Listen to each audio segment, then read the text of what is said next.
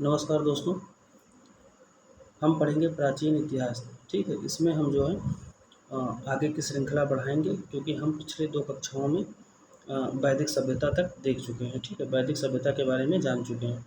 इसके बाद में हम आगे देखेंगे तो 16 महाजनपद की जानकारी जो है हमें वो अंगुत्तर निकाय से मिलती है और जैन धर्म के भगवती सूत्र से भी प्राप्त होती है।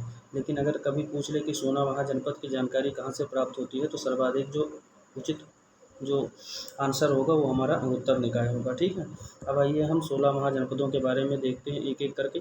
तो सबसे पहले जो हमारा था वो था अंग। अंग की राजधानी क्या थी? चंपा। क्या थी? चंपा। और इसका प्राचीन नाम क्या था? तो इसका प्राचीन नाम जो है वो था मालिनी। क्या नाम था? मालिनी था। क्या था? मालिनी था। ठीक है, मालिनी था। इसके बाद में अगर बात करें तो ये वर्तमान समय में कौन सा क्षेत्र है? तो आधुनिक भागलपुर व मुंगेर है। कौन सा? आधुनिक भागलपुर और मुंगेर, ये दोनों क्षेत्र कहाँ हैं? तो ये बिहार में है। ठीक है, अगला हमारा आ जाता है मगध। कौन सा? मगध।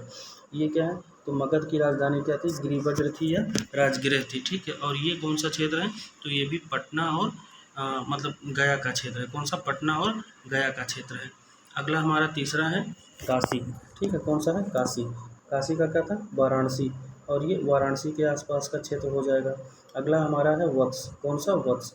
ये वत्स जो है ये कौशाम्बी के आसपास का क्षेत्र होगा। कौन सा? कौशाम्बी, यानी इलाहाबाद के आसपास का क्षेत्र हो जाएगा। ठीक है, और अगर इसके बाद वज्जी की बात करें तो वज्जी जो है ये कहाँ की? तो वज्जी जो है वैशाली, विदेह या मिथिला, यानी ये भी कहाँ? मुजफ्फरपुर और दरभंगा के आसपास का क्षेत्र है। ठीक है, कहाँ के? मुजफ्फरपुर और दरभंगा के आसपास का क्षेत्र है। कौन सा? वज्जी। ठीक है, और इसके बाद में कोसल आ जाते हैं। कोसल जो है ये श्रावस्ती, फैजाबाद, गोंडा, बहराइच, इन सब मतलब क्षेत्र है इन सब तरफ का। उसके बाद में अवंती। अवंती जो है ये उज्जैन या महेशमती अर्थात मतलब कहाँ का? उज्जैन यानी मध्य प्रदेश के क्षेत्र का। ठीक है, कहाँ के? मध्य प्रदेश क्षेत्र का।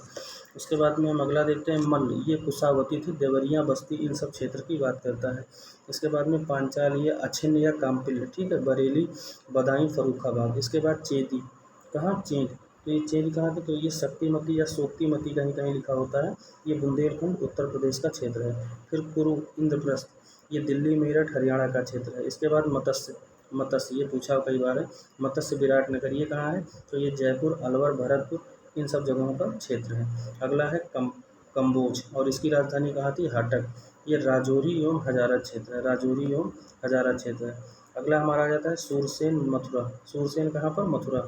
अस्मक हो जाता है, तो अस्मक कहाँ हो जाता है?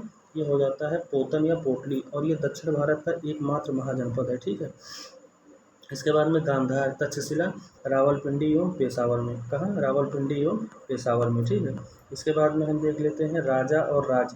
तो अश्वपति कहाँ के थे? तो अश्वपति जो राजा थे वो केके थे। केके के थे। और जनक कहाँ के थे? विदेह के।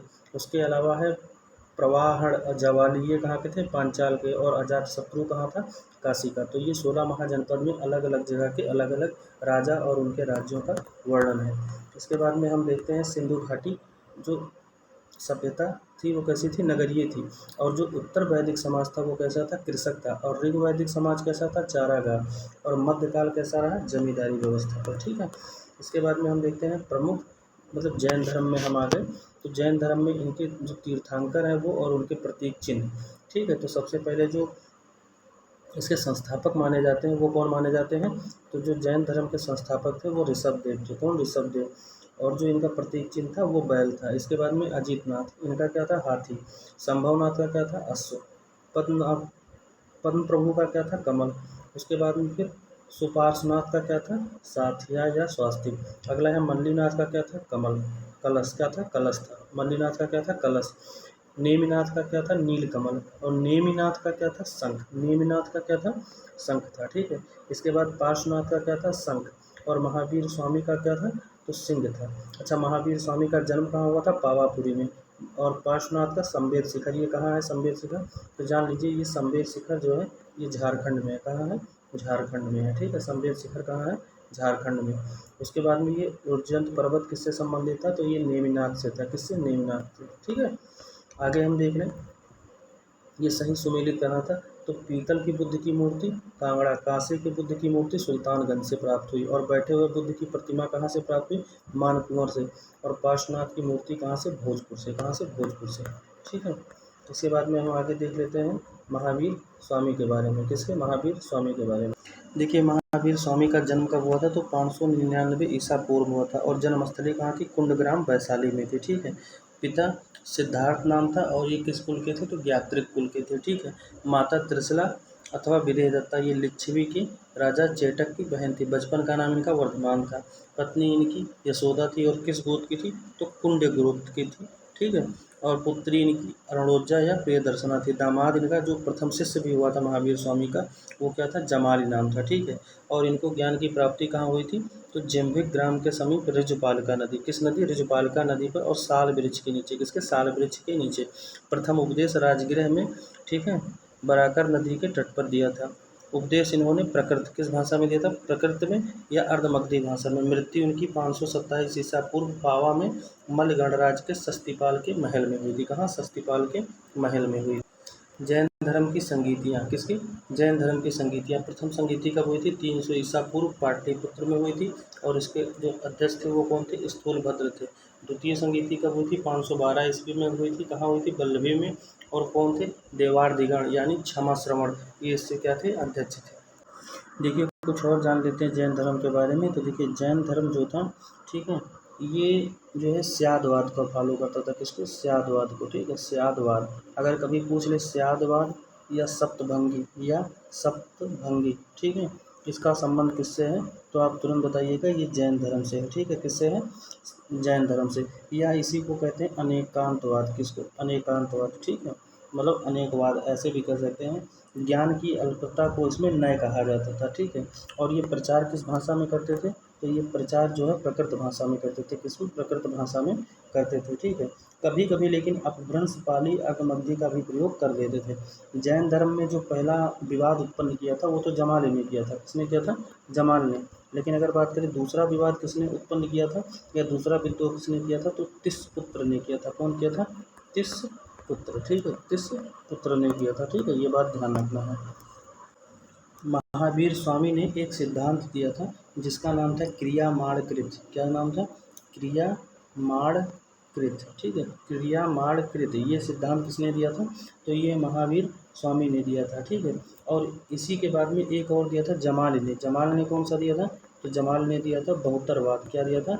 बहुतरवाद। बहुतरवाद किसने दिया था? तो बहुतरवाद का सिद्धांत किसने दिया था? जमाली। महावीर स्वामी की मृत्यु के बाद में जैन धर्म का नेतृत्व किसने किया था? तो किसने किया था? सुधर्मन ने। किसने किया था? सुधर्मन ने। ठीक है। सुधर्मन ने किया था। महावीर स्वामी की मृत्यु के बाद जैन धर्म का नेतृत्व किया था। उसके बाद जम्बू ने किया था। किसने?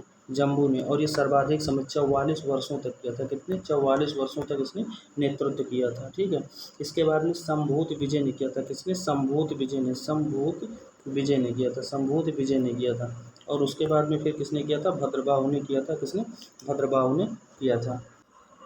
उसके बाद में जैन धर्म जो है ये दो भागों में बट गया था। तो जैन धर्म के दो भाग कौन थे? एक तो श्वेतांबर था। कौन सा था? श्वेतांबर था। ठीक है। एक श्वेतांबर था और दूसरा कौन था? दिगंबर था। कौन सा था? दिगंबर था। ठीक है। तो श्वेतांबर जो है, जो दिगंबर था, पहले तो इसका देख लेते हैं। दिगंबर का नेतृत्व किसने किया था? भद्रबाहु ने किया था। किसने? भद्रबाहु ने।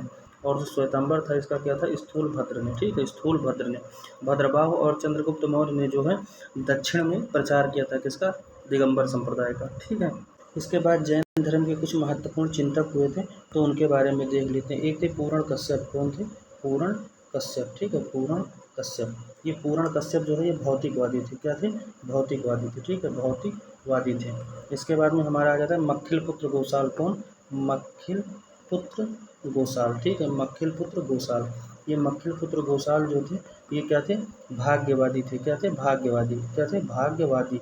और ये किस संप्रदाय से थे? आजीवक संप्रदाय से। किससे थे? आजीवक संप्रदाय से थे। कौन? मक्खिल पुत्र गोसाल। ठीक है। और ये महावीर स्वामी के समकालीन थे। इसके बाद में अगला जो हमारा आ जाता है वो है पकुथ कच्चैन। कौन है? पकुथ कच्चैन। ठीक है। पकुथ कच्चैन। ये पकुथ कच्चैन क्या थे? तो पकुथ कच्चैन नित्यवादी थे। क्या थे?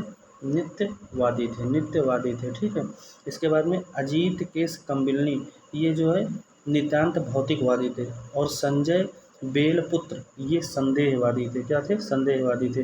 तो ये जो जैन धर्म के हमारे महत्वपूर्ण प्रश्न बन सकते थे उसको हमने पढ़ लिया है। अच्छा, एक चीज़ ये बताइए, जो अरिष्टनेमी थे 22वें तीर्थंकर, वो श्री कृष्ण के समकालीन माने जाते थे और महावीर स्वामी को बौद्ध साहित्य में निगंठनाथ पुत्र कहा गया है। तो बौद्ध साहित्य में क्या कहा गया है? बौद्ध साहित्य में महावीर स्वामी को, ठीक है, महावीर स्वामी को क्या कहा गया है? महावीर स्वामी को क्या कहा गया है? निगंठनाथ पुत्र। क्या कहा गया है? निगंठनाथ पुत्र कहा गया है। ठीक है, ये भी बात हमें ध्यान रखनी है। इसके बाद में हम बौद्ध धर्म देखते हैं। तो बौद्ध धर्म के प्रवर्तक कौन थे? तो बौद्ध धर्म के जो प्रवर्तक थे वो गौतम बुद्ध थे। कौन थे? गौतम बुद्ध। और इनका जन्म 563 ईसा पूर्व हुआ था। कहाँ पर? लुम्बिनी में। इनके पिता का क्या नाम था? शुद्धोदन नाम था। और ये कपिल वस्तु के शाक्य गण के, किसके? शाक्य गण के प्रधान थे। और इनकी माता का नाम क्या था? महामाया। ठीक है, महामाया था। और ये किस वंश की थी? तो कोलीय वंश की थी। इनके बचपन का क्या नाम था? सिद्धार्थ। इनका पालन पोषण किसने किया था?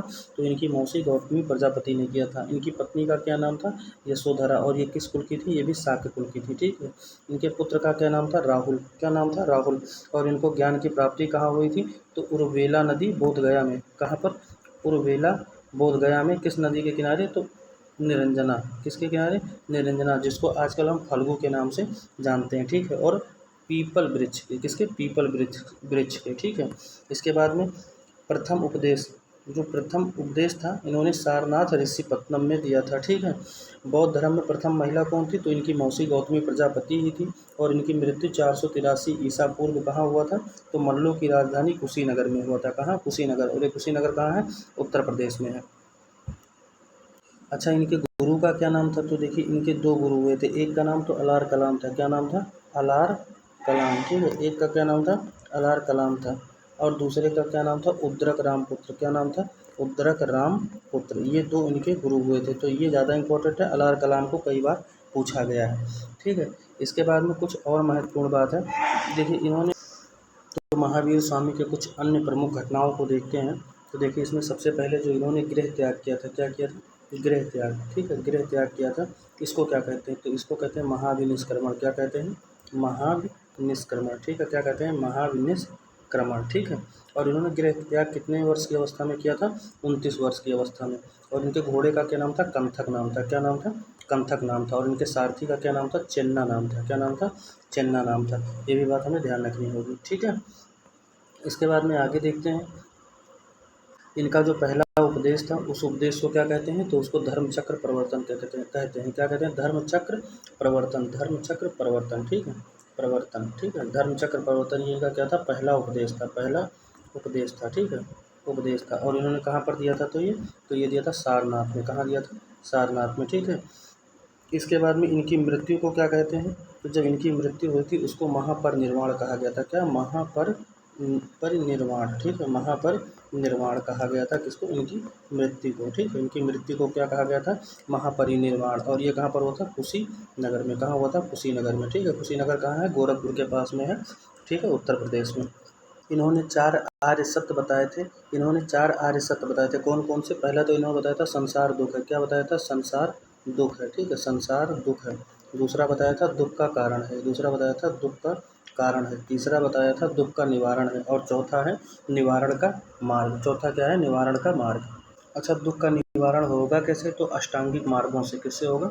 अष्टांगिक मार्गों से। किससे होगा? अष्टांगिक मार्गों से। ठीक है, अष्टांगिक मार्गों से। किससे होगा? अष्टांगिक मार्गों से। ठीक है, किससे होगा? अष्टांगिक मार्गों से। ठीक है, अष्टांगिक मार्ग में देखिए, पहले तो उसको 3 भागों में बांट लिया गया था ना। पहला क्या था? तो पहला हमारा जो था वो था प्रज्ञा। क्या था? प्रज्ञा। ठीक है, प्रज्ञा। दूसरा हमारा क्या था? तो दूसरा हमारा था शील। क्या था?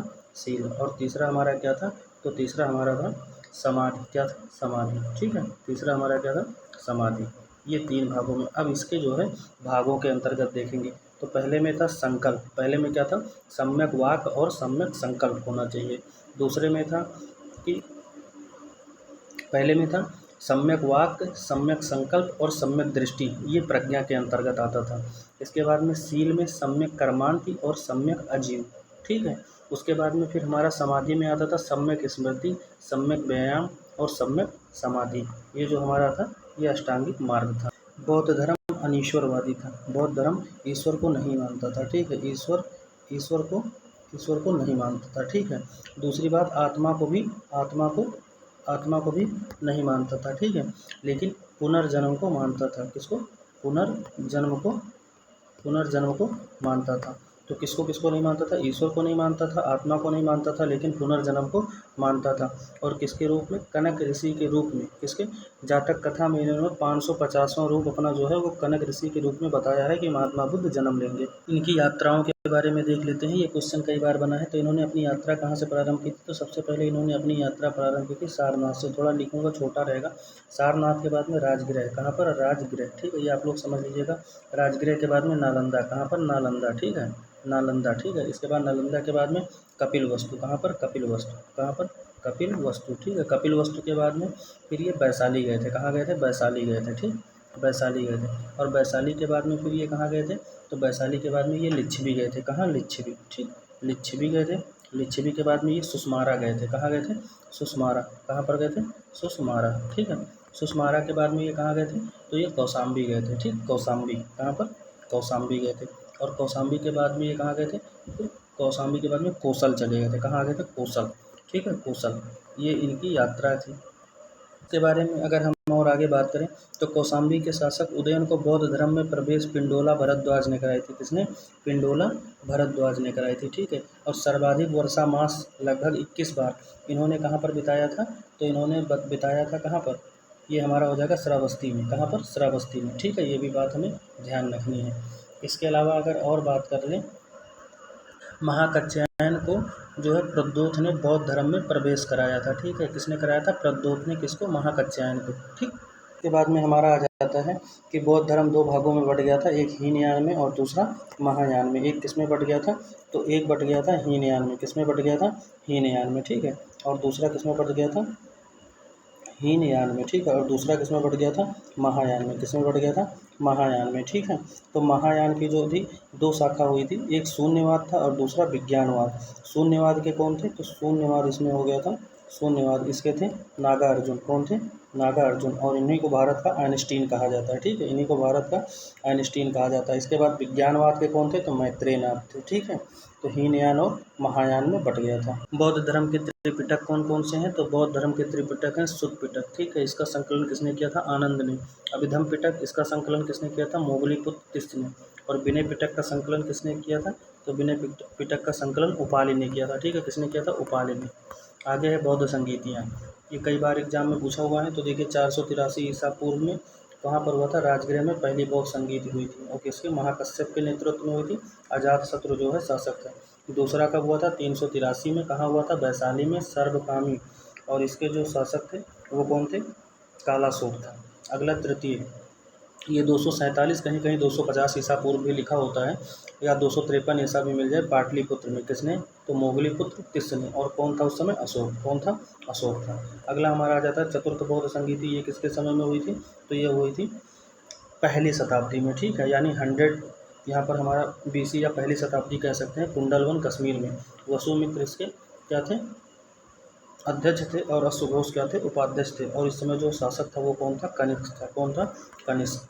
इसके बाद में आत्मा में विश्वास नहीं, मैंने बता दिया। कर्म और को इसमें विश्वास रखते, कर्मकांड का विरोध करते थे। ये सब बातें हमने बता रखी है। इसके बाद में बौद्ध धर्म का विभाजन जो है द्वितीय बौद्ध संगीत में, ठीक है, स्थाविर या थेरवादी और महासांघिक या सर्वास्तित्ववादी हुआ था। चौथे बौद्ध संगीत में हीनयान और महायान आपस में बट गए थे। इसके बाद में हम देखें 16 महाजनपद। तो ये हमने आपको बता दिया कि 16 महाजनपदों का उल्लेख जो है कहाँ पर है? अंगुत्तर निकाय में है और जैन धर्म के भगवती सूत्र में भी है। इसके बाद में हमारा क्या आ जाता है? तो इसके बाद में हमारा आ जाता है हर्यक वंश। कौन सा? हर्यक वंश, शिशुनाग वंश, नंद वंश और मौर्य वंश, शुंग वंश और कर्ण वंश। तो इसमें सबसे पहले हम किसको देखेंगे? तो इसमें क्या होगा? इसमें हमारा जो है चंद्रगुप्त मौर्य। और अंतिम शासक कौन था? बृहद्रथ। तो इसमें हमें सभी के बारे में अध्ययन नहीं करना है। चंद्रगुप्त मौर्य को पढ़ना है, बिंदुसार को पढ़ना है, अशोक को पढ़ना है। और अंतिम शासक कौन था? ये डायरेक्ट क्वेश्चन पूछ लेता है, तो ये हो जाएगा बृहद्रथ। और थोड़ा बहुत गुफाओं का निर्माण कराया था उसको, दशरथ के बारे में पढ़ना है। तो कल हम जो है चंद्रगुप्त मौर्य से स्टार्ट करेंगे। आज की कक्षा यहीं पर जो है अब समाप्त करते हैं। तब तक के लिए नमस्कार, शुभ रात्रि, धन्यवाद।